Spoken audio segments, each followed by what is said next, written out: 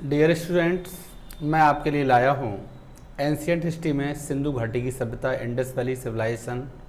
और Indus valley civilisation से different type के क्वेश्चन बनते हैं, आज उसी का जिक्र करने जा रहा हूँ। तो देखिए, इंडस वैली सिविलाइजेशन है क्या। जब भी हम आईवीसी की चर्चा करेंगे तो सिंधु घाटी सभ्यता की हम बात करें तो देखिए, सिंधु घाटी सभ्यता एक इस तरीके से रिसर्च करने के बाद में ये निकल के आता है कि ये सभ्यता सिंधु नदी के किनारे बसी हुई थी। कौन सी नदी के किनारे? सिंधु रिवर। और सिंधु रिवर कहाँ है? पाकिस्तान में। डियर, ये पता चलता है कि सबसे पहले एक सभ्यता सिंधु नदी के किनारे बनाई गई, लेकिन जैसे ही यकायक सिंधु नदी में बाढ़ आता था, ये लोग अपनी अलग सभ्यता को सेपरेशन की दृष्टि से बना लेते थे। और ये यकायक इस तरीके से चलता रहा। ये सभ्यता 7 बार इस तरीके से बसी। कितनी बार? 7 बार ये सभ्यता हमको बसती हुई दिखाई देती है। लेकिन सिंधु नदी में एक बार इतना ज़बरदस्त बाढ़ आया कि पूरी की पूरी सभ्यता को इस बाढ़ की वजह से ये सभ्यता इस नदी में समा गई। यानी सिंधु घाटी सभ्यता का पतन ये देखने को मिलता है कि बाढ़ की वजह से हो गया। अब देखिए, डी.आर. साहनी को ले लो या आर.डी. बनर्जी को ले लो, उन्होंने इस पर काम किया है। डी.आर. साहनी और आर.डी. बनर्जी, इन दो लोगों ने इंडस वैली पे बेहतर स्थिति में काम किया। तो ये बात निकल के आती है कि इंडस वैली सिविलाइजेशन 7 बार बसी थी और 7 बार ही इसका पतन हुआ। पीटी में ये क्वेश्चन भी पूछा जाता है कि इंडस वैली का डिक्लाइन कितनी बार हुआ, तो किस पर टिक करोगे? 7 बार। और इसका जो कितनी बार बसा है, ओरिजिन कितनी बार हुआ है, तो 7 बार। इस तरीके से ये इंडस वैली सिविलाइजेशन देखने को मिली। लेकिन वही मैं चर्चा करता हूँ। देखिए कि भारत में सिंधु घाटी सभ्यता ईस्ट में कहाँ तक फैली हुई थी? वेस्ट, नॉर्थ और साउथ। यहाँ से पीटी में क्वेश्चंस डायरेक्ट बन जाता है। तो ईस्ट में जो सिंधु घाटी की सभ्यता है वो कहाँ तक फैली हुई थी? आलमगीरपुर तक। और आलमगीरपुर कहाँ है? मेरठ में। और मेरठ कौन सी नदी पर बसा हुआ है? हिंडन नदी पर। और हिंडन किसकी सहायक नदी है? ये यमुना की। क्वेश्चन यहाँ तक भी पीटी में पूछ लिया जाता है। वेस्ट में ये सभ्यता सुत कांगेडोर तक फैली हुई थी।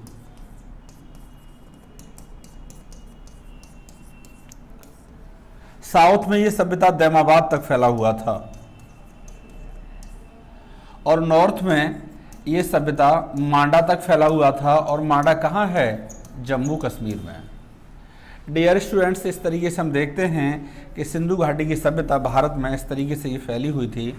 एक सवाल और बनता है यहाँ पर कि सिंधु घाटी सभ्यता का जो आकार है वो कैसा है? ये त्रिभुजाकार है। कैसा है? त्रिभुजाकार। इसका क्षेत्रफल 12,99,600 वर्ग किलोमीटर स्क्वायर में फैला हुआ है। तो देखिए, इंडस वैली सिविलाइजेशन इस तरीके से ये देखने को मिलता है। क्लास चल रहा है बंदे वो, ठीक है। तो ये हम देखेंगे सिंधु घाटी की सभ्यता की भारत में स्थिति ये देखने को मिलती है। अब इंडस वैली सिविलाइजेशन से कुछ चीज़ें हमको अलग अलग तरीके से देखने को मिलती हैं। खुदाई करने के बाद में ये देखा गया कि कई सारे इंपॉर्टेंट प्लेस निकल के आते हैं। लेकिन उससे पहले मैं ये बता दूं कि इसका डेट क्या है, टाइम क्या है। इसका जो टाइम है, इसका जो डेट है इंडस वैली सिविलाइजेशन का, वो है 2350 से लेकर के 1750 BC। एक दूसरा डेट और भी है इसका, वो दूसरा डेट है 1500 से लेके 2500 से लेके 1500 BC। ठीक है डियर, 2500 से लेकर के एक 1500 BC है। ये 2 डेट हैं। और जिस तरीके से परीक्षा में पूछता है, आप अपने सवाल को मेंशन करने का कोशिश करेंगे। वहीं डियर, यहाँ पर कुछ चीज़ें देखने को मिलती हैं जिनको मैं सिस्टम से बता रहा हूँ। इसमें कुछ इंपॉर्टेंट प्लेस हैं जिसमें आपने देखा है मोहनजोदड़ो,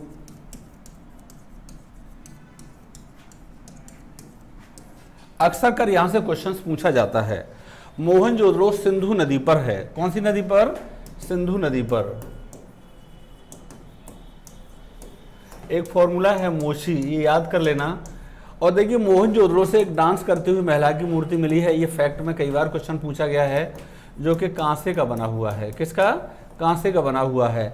यानी इससे ये देखता है कि एंटरटेनमेंट के साथ इंडस वैली में यहाँ से देखने को मिलते हैं हमको। ठीक है, इंडस वैली सिविलाइजेशन की हम बात करेंगे तो देखने को मिलेगा कि डियर यहाँ से एक कटिया मिला है। कटिया, कटिया जानते हैं क्या होता है? कटिया होता है मछली पकड़ने का कांटा। यानी सिंधु घाटी सभ्यता के लोग मछली पकड़ने का भी काम करते थे। मोहनजोदड़ो की एक और ख़ास बात है, यहाँ के जो घर हैं, इनकी घरों में यानी आंगन से हमको कुएं मिले हैं। क्या मिले हैं? कुएं मिले हैं। यानी पानी पीने वाले कुएं भी मोहनजोदड़ो से हमको देखने को मिले हैं। एक इंपॉर्टेंट प्लेस है हड़प्पा, जो कि रावी नदी के तट पर है। एक इंपॉर्टेंट प्लेस है कालीबंगा। कौन सा? कालीबंगा। कालीबंगा राजस्थान में है और ये घग्गर नदी पर है। कहां पर? घग्गर नदी पर। यहां से काले रंग की चूड़ियां मिली हैं, ब्लैक बैंगल्स। हवन कुंड के साक्ष्य मिले हैं, यानी यज्ञ वेदी मिली है। जुते हुए खेत के साक्ष्य मिले हैं। एक और चीज देखने को मिलती है कि यहां से जो जुते हुए खेत के साक्ष्य मिले हैं, उसमें एक साथ 2 फसलें उगाई जाती थी। कितनी? 2 फसलों। इसका मतलब ये एक्स्ट्रा प्रोडक्शन भी करना जानते थे, एक्स्ट्रा प्रोडक्शन। एक प्लेस है चन्नू दड़ो। कौन सा? चन्नू दड़ो। चन्नू दड़ो ये पाकिस्तान में है और यहां से लाली लिपस्टिक के साक्ष्य मिले हैं। लाली लिपस्टिक के साक्ष्य मिले हैं। इस तरीके से ये देखने को मिलता है कि सिंधु घाटी सभ्यता में डिफरेंट प्रोसेस में ये देखने को मिला और डिफरेंट जो प्लेस हैं, जो अलग अलग स्थान हैं, वहाँ से बहुत सारी चीज़ें हमको देखने को मिली हैं। तो ये मैंने थोड़ी सी झलक आपको सिंधु घाटी सभ्यता के बारे में बताई थी। और यहाँ पर इंपॉर्टेंट प्लेस हैं, किस तरीके से सिंधु घाटी सभ्यता ने जन्म लिया, किस तरीके से इसका डिक्लाइन हुआ। सिंधु घाटी सभ्यता के पतन का कोई एक रीजन नहीं है, इसके कई सारे कॉजेज हैं, लेकिन मैंने अभी आपको एक ही रीजन बताया है जिसकी वजह से सिंधु घाटी सभ्यता का पतन हुआ, और वो है बाढ़ आने की वजह से सिंधु घाटी सभ्यता का पतन हो गया। अगली क्लास में मैं आपको डिटेल में सिंधु घाटी सभ्यता के बारे में बताऊंगा। तो जय हिंद दोस्तों। और